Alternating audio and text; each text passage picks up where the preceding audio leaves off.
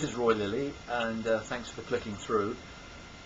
We were really taken aback by the number of you that read the article I wrote on social enterprises and clicked through to the links and all the rest of it. So I thought I'd take my 3 minutes this time to talk a bit about social enterprises. First of all, what are they? Well, they are a business like any other business, like a limited liability company, but they're different because they must have a social purpose, and you can't take the profits out of the business. The surpluses have to be retained in the business and used to pursue the aims of the business.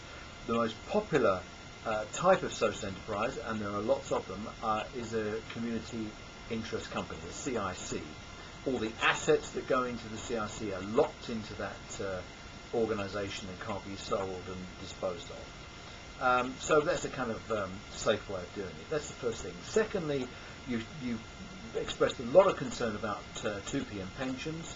Providing the organisation has a contract to supply the NHS primarily, and has shares that can't be sold on the market to a third party, so everybody in the organisation could have a £1 share. You can't sell them outside. Providing those two things pertain, then you can 2p across in the NHS with no loss of conditions. That's not true of new joiners, where that's slightly different. There are two slight problems in that if you're made redundant or you're injured at work and have to retire early, that may impact on your pension entitlement. You need to take proper legal advice on this. I'm just giving you the top line, but you need to satisfy yourself that you're okay. We have more say in the running of the organisation, not necessarily. If you have a £1 share in the organisation, then you can go to the AGM and you can vote off the board if you can all gang up together and get rid of the boss.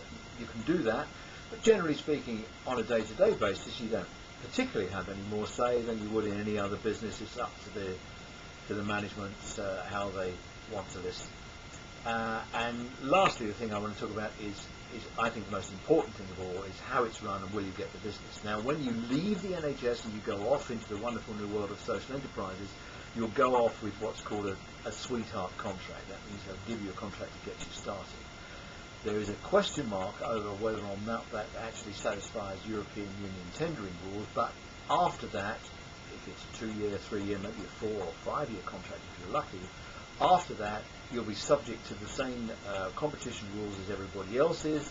So although you might have a soft landing, you're going to have to work hard to keep that position. So that means that your management has to be commercial, and your board has to be commercial. We're not talking about a board of, the local councillor and all the sort of usual hangers-on. You need crisp, very good people who understand business. I don't mean this disrespectfully to NHS managers who do a terrific job in difficult circumstances, but a lot of them are time served and have not worked in the private sector.